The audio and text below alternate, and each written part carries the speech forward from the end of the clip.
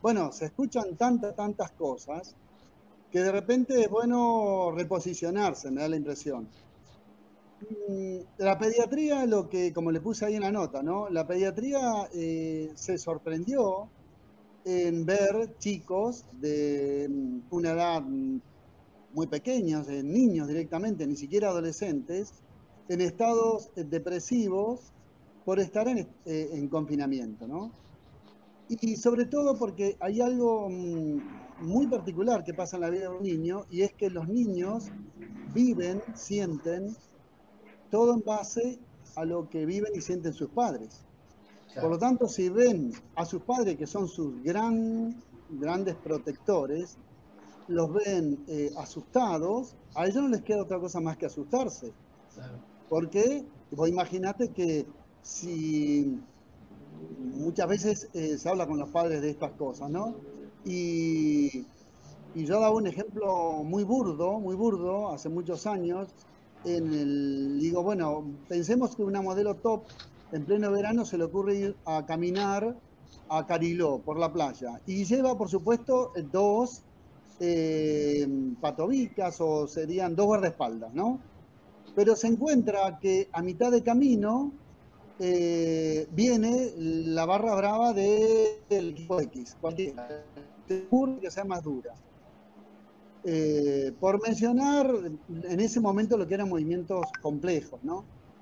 Y la chica se queda tranquila porque va muy bien acompañada, pero cuando los mira a ellos, los ve que están sudorosos, pálidos, y ella no le queda otra cosa más que entrar en pánico, porque sabe que su gran seguridad y protección la acaba de perder. Bueno, en el confinamiento y en este manejo de información tan descabellado que se dio a nivel mundial, porque por acá, de repente, eh, algunos se sumaron a lo dicho por mí, como tirándole indirectamente al intendente algunas municiones pesadas. Bueno, no, esa era la intención, porque yo estoy hablando que la pandemia lamentablemente se politizó desde el día uno en China. Y a partir de ahí, lamentablemente, la pandemia no la manejó la ciencia, tristemente la manejó la política.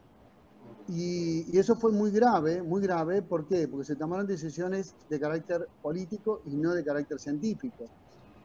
Y bueno, eso llevó a consecuencias graves.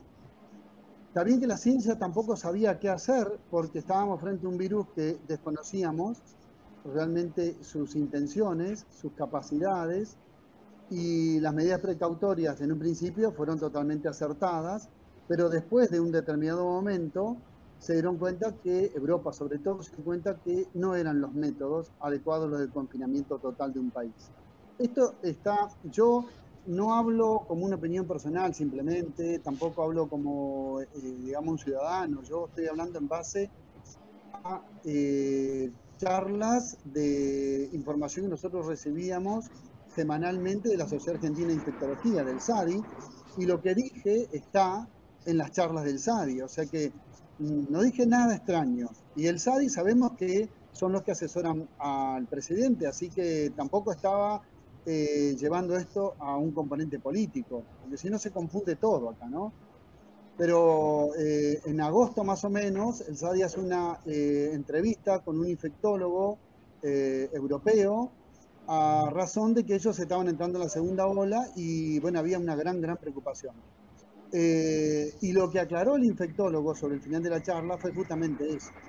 Él no dijo que Argentina estaba haciendo las cosas mal, pero sí les aclaró a los infectólogos argentinos que el confinamiento total de un país era un error y que lo iban a hacer en forma sectorizada, solamente en lugares donde se hacían focos más intensos y ahí paraban ese sector, liberaban otros, para cuidar la economía, pero sobre todo para cuidar la salud mental de la gente. Y bueno, un problema en un niño de carácter depresivo se debe a que él, en su naturaleza, debe estar conectado directamente con la naturaleza. Por ejemplo, hay libros muy viejos que hablan de, por ejemplo, los chicos de ciudad deberían estar 20 minutos en una plaza todos los días. Y se hablaba de ese vínculo del niño con la naturaleza. el canto de los pájaros, los árboles, los animales que se movían en esa plaza. Todo eso al chiquitito le producía una liberación de estrés por estar en departamentos de 30, 60, 80 metros cuadrados. Y con suerte muchos de 100, 200, pero ya era mucho, ¿no? Y algunos con un patio. Pero iba fundamentalmente ligado a los chicos confinados en un departamento. Bueno, estos son escritos y datos, estamos hablando de 40 años atrás. Y el confinamiento del año pasado no fue ni más ni menos que eso, vivir dentro de un departamento de 30 metros cuadrados. Entonces, esas salidas eran muy necesarias. Para nosotros en Gesell, que teníamos pocos casos y que estamos privilegiados porque vivimos prácticamente al aire libre, bueno, no era tan difícil. Lo entiendo y sí que las medidas debían ser de muchísima precaución en Capital y Gran Buenos Aires, donde hay hacinamiento de personas. Ni hablar de los sectores marginales de las villas y demás, ¿no? Que es donde no se cumplió absolutamente nada, porque yo tengo madres y padres pacientes de policía que hacían guardias en ese momento en Gran Buenos Aires y ellos decían, bueno, ahí no se cumplía con nada. Sí, se Pero bueno, encima, cerraba, se armaba como una burbuja, ¿no? Dentro de claro, esas pero villas de emergencia, sí, una burbuja en miles de personas viviendo en sí. espacios extremadamente reducidos. Ahí se entiende que las medidas deben ser tomadas con muchísima precaución. Pero para lugares como los nuestros, donde felizmente tenemos muchos espacios libres y somos muy pocos en superficies muy grandes, que eso puede ser, mirá, si lo traspolamos a la diferencia del comportamiento del virus entre Europa y Argentina, justamente ese fue el tema, ¿no? Europa, una superficie muy pequeña, superpoblada, países como Europa, Francia, Italia, con poblaciones hasta más grandes que las nuestras, en una superficie que podrían entrar en una provincia y media nuestra, Buenos Aires y Santa Fe, Buenos Aires, no sé, y Chubut, es la superficie de Francia, por ejemplo, o de España. Bueno, la misma población en una superficie tan reducida, por supuesto que el virus hizo estragos y con una población, sobre todo, muy adulta, porque ellos tenían muchos longevos. La diferencia entre Sudamérica y Europa es que justamente la población es una población nueva, una población en desarrollo, es una población que está evolucionando desde el punto de vista poblacional con eh, una juventud que tiene hijos muy tempranos. Mirá, hace más de 20 años que se hicieron trabajos hablando sobre los niños del subdesarrollo y los niños del desarrollo. Y lo que hablaban era que justamente en las ciudades de desarrollo, en los países desarrollados, los padres eran personas de 35 o 40 años con un hijo, con dos. Pero en los países del subdesarrollo, todavía nosotros no estábamos estrictamente metidos en subdesarrollo como sí lo estamos ahora, pero en ese momento decían, por ejemplo, los países del subdesarrollo pobres, que tienen padres muy jóvenes por falta de información, por falta de cultura, por falta de educación y muchos chicos. Entonces, lo que nos salvó a nosotros y que el virus no hizo el desastre que hizo en Europa es porque tenemos una población muy joven. Y claro, el virus no actúa bien con los jóvenes porque el virus en los cuerpos saludables tiene un comportamiento muy parecido al de una gripe común, pero es muy agresivo en las personas que tienen patologías crónicas y por supuesto en los ancianos, que por solamente ser ancianos ya son crónicos ellos y su cuerpo está totalmente envejecido. Pero hay una relación increíblemente casi en paralelo entre un anciano y un niño, es que los dos se deprimen de la misma forma. Un niño porque desconoce lo que está sucediendo y para él lo normal es o escuchar el canto de los pájaros o jugar con un perrito al aire libre. Y los ancianos porque tienen ya una mente con un nivel de tolerancia muy bajo y con un nivel de saturación inmediato cuando es desinformado o mal informado o cuando lo tienen encerrado en algún lugar. Y bueno, hay una similitud entre el anciano y el niño, hay una similitud eh, entre los jóvenes de este país con, digamos, con hijos, y lo cual hace para establecer una relación entre aquel viejo trabajo entre los padres del desarrollo y del subdesarrollo. Felizmente nosotros, el virus no nos generó tanto daño como sí lo hizo en Europa. Eso es un comportamiento muy particular que tuvo el virus con nosotros. Esperemos que en esta segunda ola y con las nuevas cepas sea exactamente igual, que siga teniendo ese comportamiento un poco más light, ¿viste?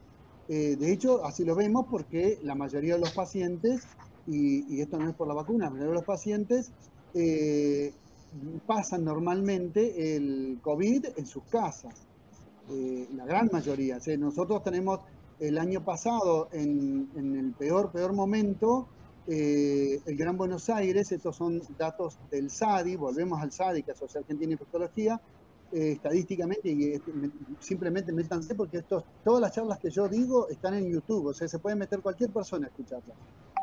Y los informes de ese momento daban ocupaciones de un 70% de las terapias intensivas en el Gran Buenos Aires, aún teniendo villas con confinamiento y con virus metido entre las villas. Era increíble. El capital no llegaba al 70%. Y nosotros no tuvimos en Villa Gesell poco una saturación de la terapia, gracias a Dios. Bueno, ¿qué pasó? Que el virus tuvo un comportamiento diferente con nosotros que en Europa y que en Estados Unidos. Estados Unidos igual, de cualquier manera, tuvo situaciones muy críticas, pero no fueron tan graves. ¿Vieron cuando se hablaba de la inmunización en rebaño? Bueno, Estados Unidos llegó Sí. solamente al 20% de inmunización en rebaño y teniendo casi una catástrofe en apariencia, ¿no? Pero también los números estadísticos hablan de un nivel de mortalidad que no es tan alto y ni tan como se lo esperaba, y hay que ver si en esta segunda ola llega a repuntar y salir de los porcentajes que siempre fue, que no son muy lejanos a los de la gripe. Pero, claro, acá hay algo muy particular y esto hay que destacar, y en eso se vio ya en una charla del SADI también, donde hablaba la encargada de lo que era COVID en Londres, que felizmente era una argentina. Y ella tenía órdenes directas, y lo dijo, la charla simplemente la pueden mirar, que venían órdenes directas de arriba donde todo paciente que moría sin saber por qué debían ser considerados como un COVID, aún sin tener hisopado positivo. Y otra de las cosas que pasaron es que hubo muchos enfermos longevos que murieron, como todos los años, por patologías cardíacas, por cáncer, que justo en ese momento sí dieron positivos para COVID, pero la causa real de muerte, habría que estudiarla, porque lo que pasa es que acá no se estudió y ese fue el gran problema que hubo con China, donde se cremaron todos y bueno, y en muchos casos no se hacían autopsias. ¿Y cuál era el problema? Es que todo entraba dentro del complejo diagnóstico de un COVID, pero no se discriminaba exactamente si la causa que lo llevó a la persona a una terapia intensiva era exactamente el COVID o era una patología que ya tenía persistente. Bueno, todo se encuadró dentro del COVID y eso hizo que las estadísticas a nivel mundial fueran espantosas, tremendas. Pasarán muchos años hasta que nosotros podamos discriminar claramente, bueno, cuál es el porcentaje real de COVID, cuál es el porcentaje real de cardiopatías, cuál es el porcentaje de, de muertes por cáncer en el estado de pandemia. Porque hay que ser muy claro en esto. Eh, no, nosotros tenemos un número que aterroriza a nivel de muertes causados por COVID, pero no está la estadística de las causas de muertes que en otros años se tenían en cuenta, como podía ser muerte por gripe y muerte por patologías preexistentes. Eso no se discriminó, se puso todo globalmente en un diagnóstico que sí, está bien, tenían hisopados positivos para COVID y como bien se dijo en Londres, lamentablemente cuando no se sabía cuál era la causa, bueno, se lo encuadró dentro del COVID. Eso alteró las estadísticas y asustó mucho más. Entonces, un mal manejo de la información, que es esto de que yo hablaba, de por ahí meter miedo, inclusive en personas no autorizadas ni capacitadas, pues yo, pues respetando mucho a ustedes, pero les digo que un periodista para hablar científicamente debería ser un periodista científico. Y Que no un no hay. periodista, claro, y hay Son muy muy pocos. pocos. Pero si Sí, ustedes miran sí. los videos del SAE, ahí se van a encontrar que hay un periodista que es un periodista científico. Y él es el responsable de introducir las charlas, de hacer pequeñas síntesis muy muy escueta porque están hablando grandes infectólogos y por supuesto él no va a dar opiniones con respecto a eso, pero es una persona que trata de buscar un equilibrio entre la información que él como periodista puede dar y la que acaba de salir de vos o del conocimiento de un científico. Y bueno, lo hace con toda la capacitación. Bueno, hay pocos periodistas así de capacitados y por supuesto la información, miren qué cosa tan extraordinaria. Nunca se publicaron tantos casos científicos en tan poco tiempo como se lo hizo en el periodo de COVID. Pero lo loco fue que esas publicaciones no eran estrictamente científicas, eran publicaciones que se descargaban en los medios y los medios las transmitían, pero no lo transmitían las revistas científicas, ni entidades científicas que pudiesen avalar todos los estudios y toda la información que había. Por eso hubo tantas opiniones encontradas. Por eso se decía en un momento dado, no, el COVID se trata de esta forma. Al poco tiempo venía una, no, hubo un error, así no es. No, entonces de esto. Bueno, ese desorden que inclusive nos confundió a nosotros los médicos, imagínense lo que fue para ustedes los periodistas, imagínense lo que fue para la gente confinada en un departamento, encerrada, con el televisor prendido, porque era el único medio de conexión con el mundo exterior, y tirándole miles de información que muchas veces se desmentían al otro día. Pero ¿qué pasa? Si entraban 1.000 a 1.500 y 2.000 trabajos por día a las comunidades científicas, y eso se trataba de llevar a los medios de difusión, pero se desdecían a la semana, para cuando vos lo querés sacar de contexto, la información ya entró la semana anterior. Y entonces Bueno, las personas están en sí, pánico de la semana anterior. Daniel, hay un meme, hay un meme que dice que le pregunta a un médico de qué se enfermó y la persona dice de ver tantas noticias. Tenía que ver un poco con esto, ¿no? Bueno, ¿qué te pasó? bueno, yo les digo, por ejemplo, la gran mayoría de las enfermedades de depresión y de ansiedad de la pediatría no se debió para nada al COVID, se debió a la pandemia, que son dos cosas muy diferentes. La pandemia y sus medidas de regulación enfermaron a el 90% de los niños y adolescentes. Y fue causa de muerte de un porcentaje que no creo que lo sepamos, pero muy, muy alto de ancianos. Y no fue el COVID, fueron las medidas. Ahora, las medidas pueden ser criticadas, a veces sí y a veces no.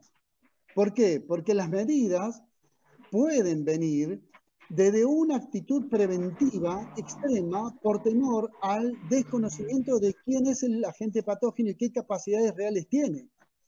Porque vos no lo sabías al principio. A mitad de camino Europa ya lo sabía y nosotros podíamos haber tomado medidas un poco más relajadas porque Europa ya lo sabía. Nosotros solamente teníamos que escucharlos a ellos que ya lo habían vivido y con mucha inteligencia copiar. Bueno, lamentablemente nuestra pandemia fue la más extensa que existió en el planeta y como yo les decía, para agosto Europa ya sabía y gracias a tal vez a errores de muchos países, entre esos nosotros y otros que se habían confinado así bruscamente, de que ese no era el método. Y esto es opinión científica, no es opinión mía, no fue que yo lo dije hoy porque lo dije. Por eso yo me respaldé, porque me imaginé que mucha gente susceptible iba a tratar de tomar lo mío como una piedra para tirárselo a un político por la cabeza. Pero no, esa no es la verdadera intención. Acá es que el virus existe, es una realidad, que el virus nos va a matar si no nos cuidamos, también es una realidad, que quizás a los jóvenes no los afecta demasiado y por eso los jóvenes no toman las medidas precautorias, pero los jóvenes sí tienen que ser conscientes de que cuando van a su casa, en su casa hay personas mayores o personas con patologías preexistentes y a esos es los que tienen que cuidar. Por eso ellos tienen que tratar de no agruparse de más de 10 personas. ¿Por qué? Porque cuando van a su casa afectan a los otros, aunque ellos no se hayan afectado. Y por eso el virus sigue en todo el mundo. ¿Por qué? Porque los jóvenes mantienen vivo el virus en toda la población. Y bueno, ahora, ¿cuáles son las medidas de precaución? Yo le hablaba, una buena dieta es fundamental. Ahora, ¿qué le pasa a nuestro país? Que lamentablemente y no quiero meterme tampoco en política, pero sí digo, no fuimos en los últimos 50, 60 años bien administrados nosotros como país. Entonces, ¿qué pasa? Hoy resulta que tenemos 50% de pobres. Esos pobres no están comiendo bien.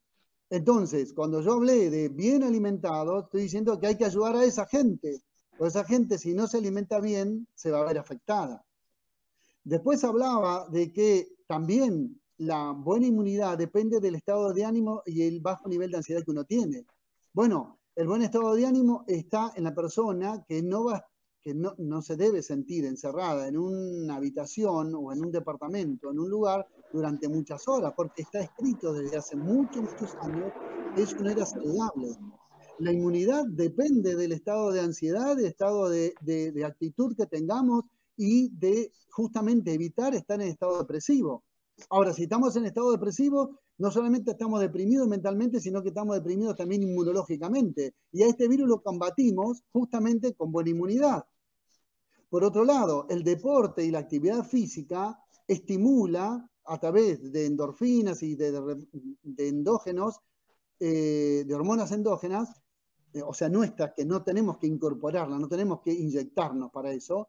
Entonces, esa inmunidad depende de la buena salud física que tengamos, y eso depende del deporte y la inmunidad. Miren, por ejemplo, pediatría, la gran patología del momento, tiene que ver con lo que se llama el síndrome metabólico.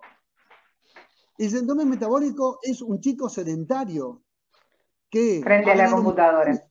Y que por ganar mucho peso, claro, porque no se movió, ganó mucho peso, y al tener mucho peso, ¿qué va a hacer? Una diabetes tipo 2, que lo primero que hace la inmunidad, la diabetes tipo 2 es alterar la inmunidad. Entonces, si nosotros lo dejamos quieto dentro de un departamento, no lo dejamos salir, no lo dejamos tener una actividad física, vamos a ir a un sobrepeso, vamos a ir a un síndrome metabólico.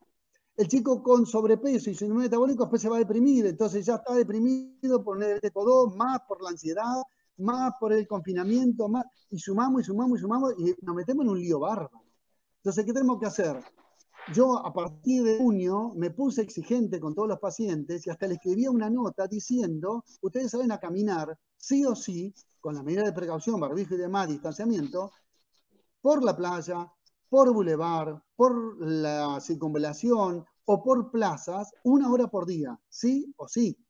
¿Por qué? Porque los chicos ya se estaban deprimiendo. Entonces, ¿qué hacía? Le escribía una nota por si alguien lo paraba de una autoridad, lo que fuera, de policía, la gente que estaba tratando de cuidar la comunidad. Bueno, tiene un certificado, un aval. Está con barbijo, porque yo les explicaba, y tienen un escrito de un médico que le está diciendo, por favor, salga a caminar. ¿Por qué? Porque así va a tener buena inmunidad, y era la única forma. En ese momento no existía la vacuna. Y nos vamos a meter en un terreno escabroso, vacuna, porque muchos se ofendieron. De hecho, compañeros míos del secundario, hoy se fue uno de un grupo que, bueno, no le gustó que yo hubiese dicho lo del confinamiento, no le gustó que yo hubiese hablado de la vacuna. Pero la vacuna, para que ustedes hagan no voy a dar nombres de vacunas, ni porcentajes de qué porcentaje le corresponde a cada vacuna, porque si no la gente va a estar en estado también de ansiedad depresiva, y al final yo termino siendo uno de esos que meten miedo.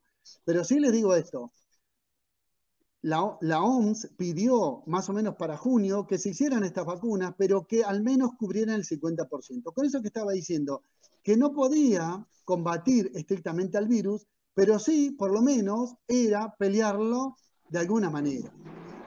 Y bueno, hay vacunas que cubren el 50%, hay vacunas que están cubriendo el 90%, hay vacunas que cubren el 70%, hay todos los porcentajes. Nosotros nos tocaron todos los porcentajes. ¿Qué quiere decir eso? Que la vacuna en sí mismo no va a evitar tener el COVID. Por lo tanto, ¿qué tenemos que seguir? Con barbijo y distanciamiento.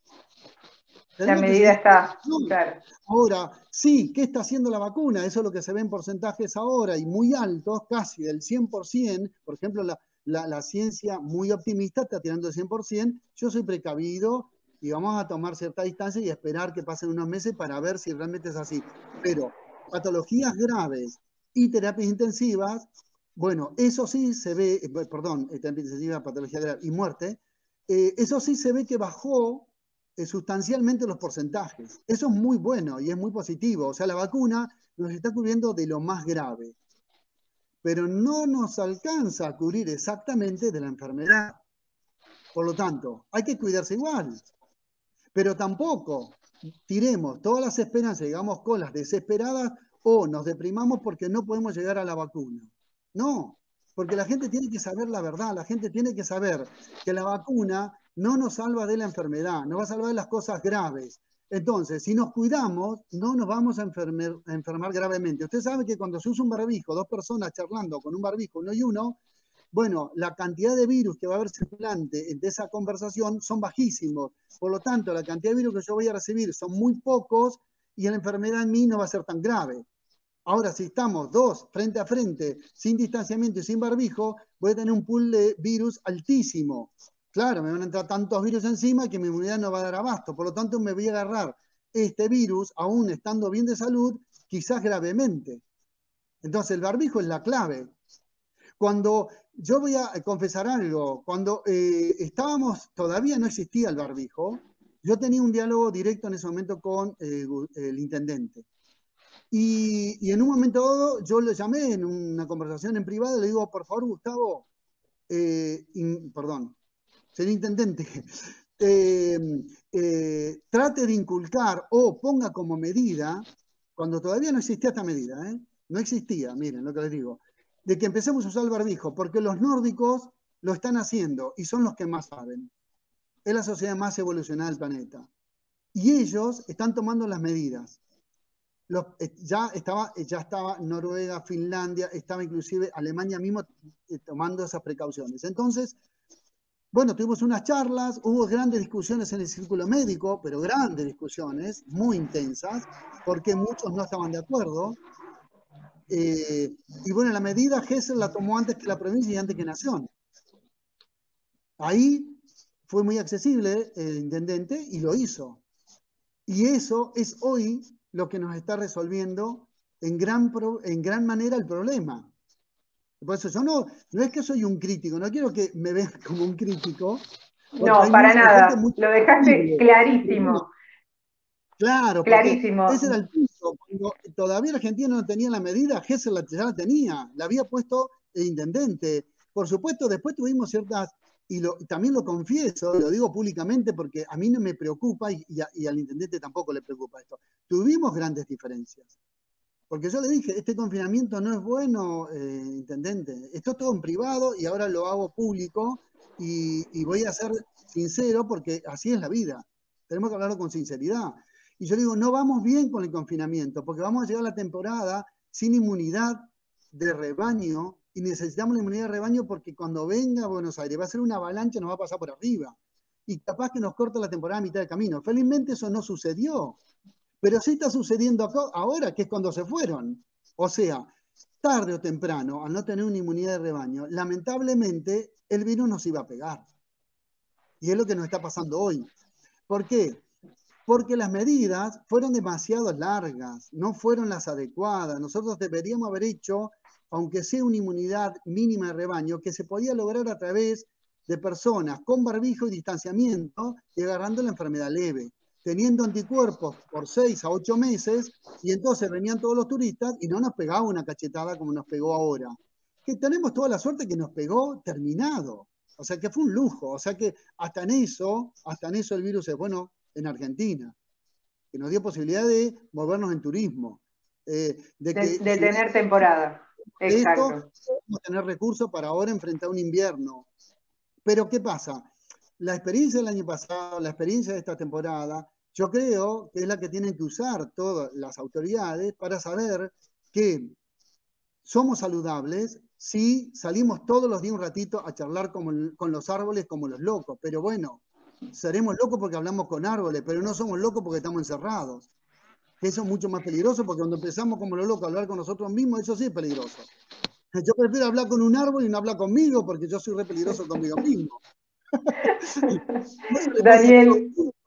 A todo el mundo le pasa eso, pero es natural. Y bueno, el deporte es la clave, comer bien es la clave, el distanciamiento es la clave, el barbijo es la clave, respetar esto de no reunirnos por más de 10 personas también es la clave. Pero seamos realistas, en plena temporada nosotros teníamos restaurantes repletos de gente y no se tenían las medidas. O sea, tuvimos un verano sin medidas precautorias. Y esas son falencias del área responsable, lamentablemente, de las autoridades nuestras.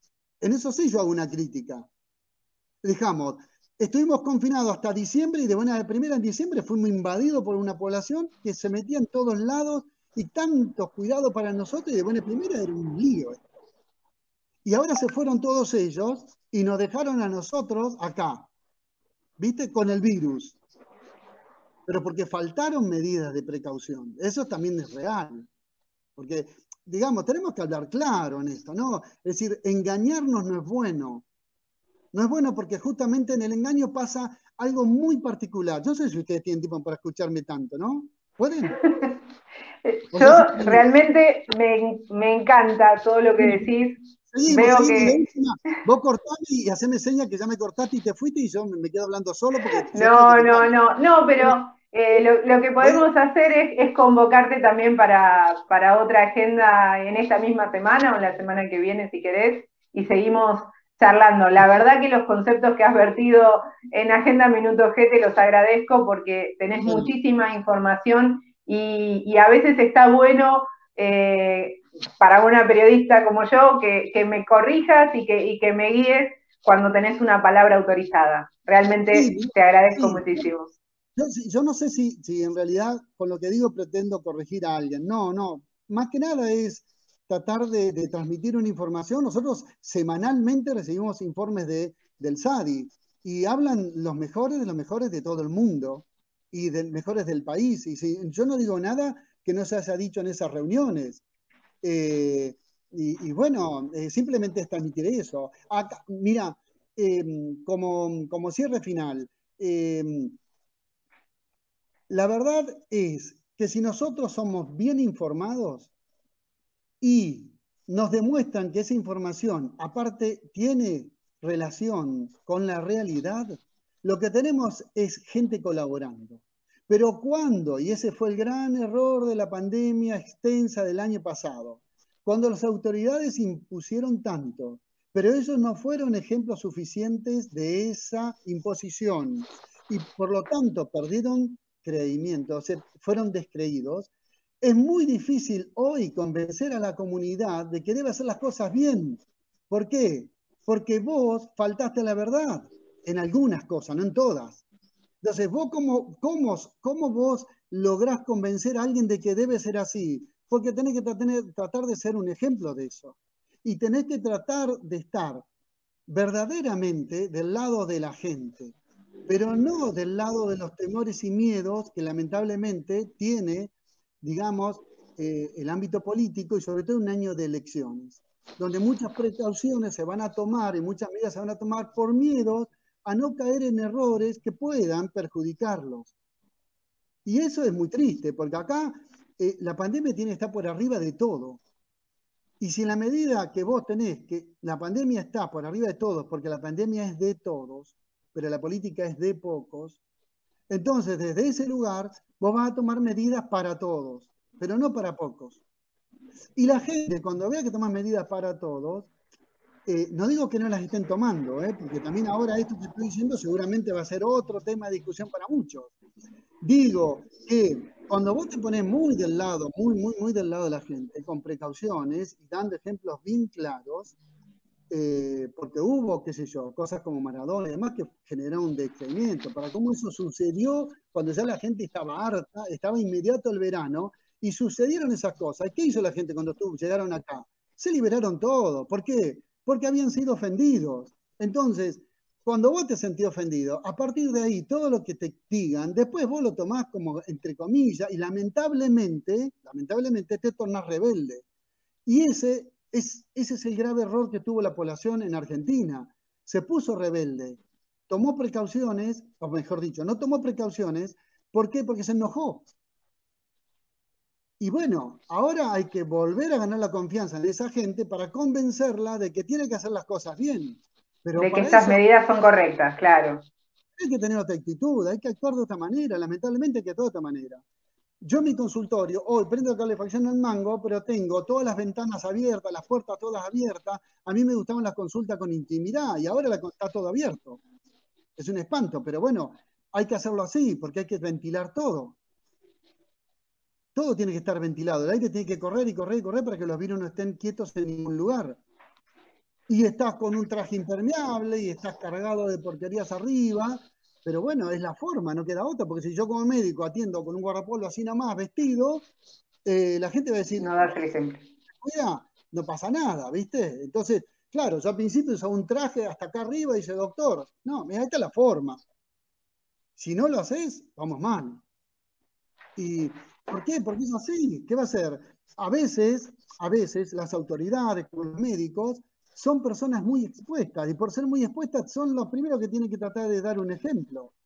En mi casa se toman mate y con mis hijos y cada uno tiene su mate y nadie comparte un mate y lamentablemente es así. Yo una de las primeras cosas que hablé con Barrera, le decía, por favor déjalo salir toda a la playa, porque es un lugar muy amplio, están muy libres, pero sí, eso sí, deciles que lleven un termo, pero tantos mates como tanta gente vaya a ese grupo, a ese lugar, y que todos estén a 1,5 metros, 2 metros. ¿Por qué? Porque el mate es nuestro. Es parte de nosotros, nuestra cultura, nuestro folclore. No podemos, y eso hay que aclararlo. Fíjate qué cosa tan sencilla. Un mate para cada persona y un termo para todos. Es una estupidez. Pero vayan a las plazas, vayan a todos los lugares. ¿Viste? No tomemos más de la botella. Cada uno se lleva su vasita. Una botellita, exacto. Cada uno se toma su vaso. Pero esas cosas tontas, estúpidas, hay que meterlo en los medios a usted y tirarlo, bombardear la cabeza y dale, y dale, y dale, y dale, y dale, hasta la gente se harte y diga, maestro, ya no lo quiero escuchar nunca más, entonces me voy con mi vaso, me voy con mi mate y se van todas las ¿viste? Daniel, te agradezco, un placer como siempre, Perdón. clarísimos los conceptos. Acá tenemos tiempo igual. Bueno, Así que te agradezco y la verdad es que tengo ganas de que te vuelvas a sumar, ya te digo, esta semana o la semana próxima, que te vuelvas a sumar porque la verdad que... No sé si hay más para hablar, ¿eh? Creo que dije. No sé, pero sí, yo creo que hay más, yo creo que hay más. Sí, no sé. No sé. Bueno, sí, a veces sí puede haber más cosas, puede haber más cosas. Pero bueno, conclusión, deportes, sobre todo al aire libre, fundamentalmente. Si están en salones cerrados, con todas las medidas precautorias, barbijo, no compartamos un mate, cuidémonos un montón. La vacuna nos ayuda, pero para no morir, para no entrar en una terapia, para no entrar en un salón, en una habitación donde puede haber otros enfermos. Sí. Nos va a dejar vivir la enfermedad, hacer una inmunidad normal y nos va a proteger más o menos entre 6 y con mucho optimismo 8 meses. Es eso. Bien, Daniel, gracias, mil gracias.